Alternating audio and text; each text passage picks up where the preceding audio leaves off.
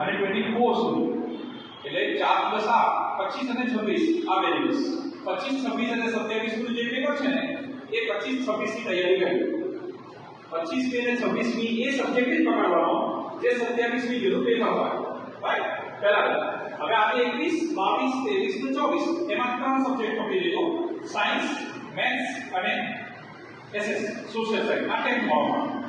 12th માં biology એ વિષય હોય તો ત્યારે ફિઝિક્સ કેમિસ્ટ્રી ને પકડી લેજો इंग्लिश की तो बच्चे रजा हंसा नहीं तो ये टेंशन नहीं और ત્યારે ફિઝિક્સ કેમિસ્ટ્રી જે હોતા ફિઝિક્સ કેમિસ્ટ્રી ને પકડશો યા ફિઝિક્સ બાયોલોજી જે હોય મસ્ત પેપર કહી દેજો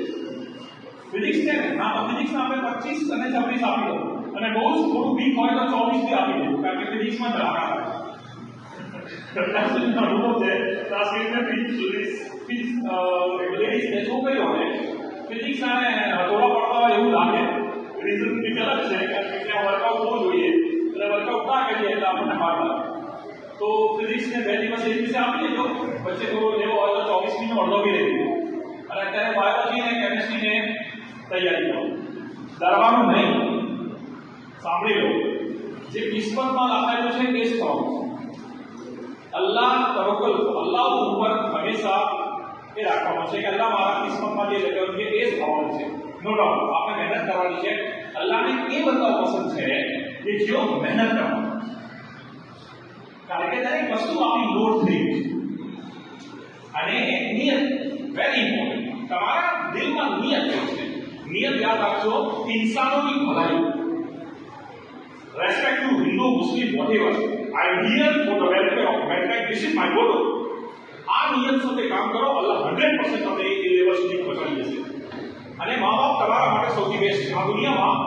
સૌથી બેસ્ટ હોય તો તમારા માટે તમારા મા-બાપ અને મા-બાપની ખુશી હોય ઇમ્પોર્ટન્ટ એમને ઘણા સમયથી તમારી એક ઉમ્મીદ રાખીને બેઠા હતા કે હવે મારો કંઈ અને ખબર છે જ્યારે રિઝલ્ટ આવે ત્યારે મા-બાપ પોતાના સ્ટેટસ પર રાખતા હોય છે લોકોને ફોન તરીકે કહેતા હોય છે એ ખુશી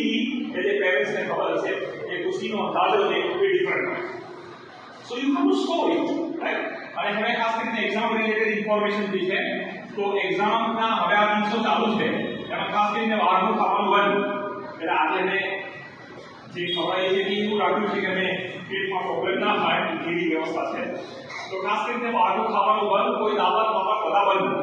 રાઈટ પેરેન્ટ્સને જવું હોય તો જાય આપણે જવાનું નથી એટલે છેલ્લા દિવસે બી દાવત થાય પ્રોબ્લેમ એ આવે છે કે રમઝાન સુધી થવાનું છે અને રોજાના ટાઈમમાં તમારું પહેલું રોજનું છે અને બીજા દિવસેની પરીક્ષા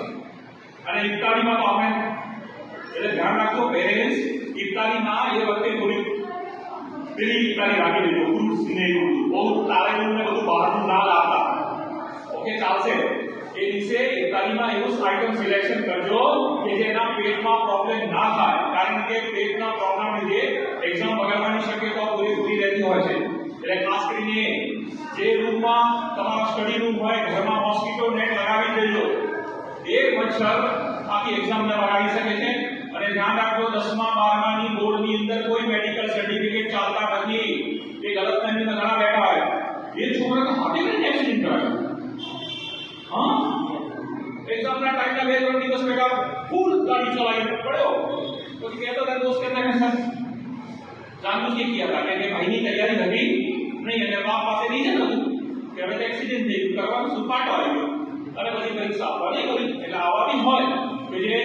તો એવું બધું કાઢી દેવાનું કોઈ મેડિકલ સર્ટિફિકેટ ચાલવાનું નથી આ ઇમ્પોર્ટન્ટ છે અને ખાસ કરીને મેન્ટેન કરી રાખવાનું એક્ઝામના દિવસે 2 કલાક પહેલા નીકળી જજો અમદાવાદ છે ટ્રાફિક બહુ રહેતો હોય છે માં બાપમાંથી કોઈ બી એક સાથે જાય છોકરાને એટલું નહીં કરવાનું કે જાય છે ને થાય છે ન તમારી જવાબદારીનો પાર્ટ છે અને એને જેને ક્લાસ જ્યાં જે રૂમ હોય ત્યાં સુધી તમારે એક્ઝામ સેન્ટર સુધી મૂકવા જવાનું છે ગમે તેવો બિઝનેસ હોય સાઈડમાં your side is very important for you એ તમારી રિસ્પોન્સિબિલિટીનો પાર્ટ છે એટલે સવારે 2 કલાક પહેલા જે ગાડી લઈ જવાની છે એની હવા પેટ્રોલ બધું પહેલા દિવસે ચેક કરી નાખજો પછી જવાના ટાઈમે પેટ્રોલ નથી ઓકે પંચર થઈ ગયું અને એ વખતે તમે ટેન્શન નહીં આવે પેલા છોકરાને બોલો તો ખરાબ ટેન્શન આવ્યું છે કારણ કે ઓલરેડી ટેન્શનમાં હશે કેમ ટેન્શનમાં હશે કારણ કે મગજ છે ને એસ ટોટો લે છે એક્ઝામના થોડા ટાઈમ પહેલા એવું થાય છે મનમાં કે મને તો કશું આવડતું નથી ફાઇનલ છે દરેક સાથે થાય હા પેપર હાથમાં આવે પછી બધું ફટફટ બીજો ઓવર થાય તો શરૂઆતમાં તો બિલકુલ બ્લેન્ક થઈ જવાનું, એટલે ખાસ ધ્યાન રાખજો કે તમે જ્યારે થોડા જાઓ એટલે માર્ક્સ એની રિસીપ્ટ યાદ રાખજો, પ્લીઝ ધ્યાન આપો અહીંયા રિસીપ્ટ ખાસ યાદ રાખજો, પેરેન્ટ્સ તમારા હાથે રિસીપ્ટ ઓરિજિનલ રિસીપ્ટ મૂકવાની છે, એને જે ઝેરોક્સ કરાવી લેજો,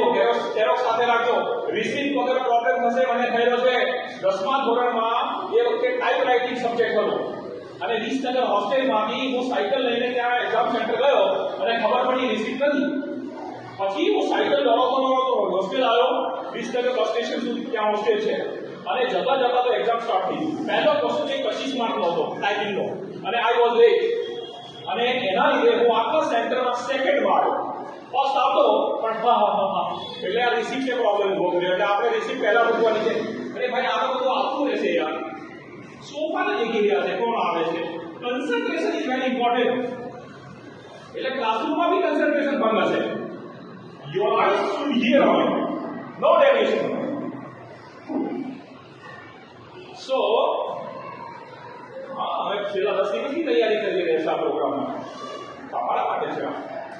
તો ખાસ કરીને રિસીપ્ટ ધ્યાન રાખજો, પેન પેન્સિલ રબર જે બી જોઈએ એ બધું જ તમારે સાથે રાખવાનું છે.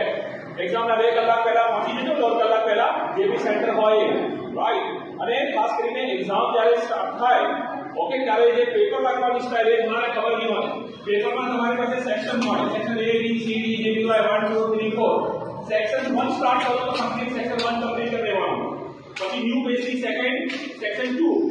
ઓકે હા, ઘણી વખત આવું થાય કે સ્ટુડન્ટ્સને કોઈ ક્વેશ્ચન નહીં આવડતો અને સપોઝ એમાં ગભરાઈ ગયો તો રહી જાય અને પછી યાદ આવે કે હા આનો જવાબ છે, તો એ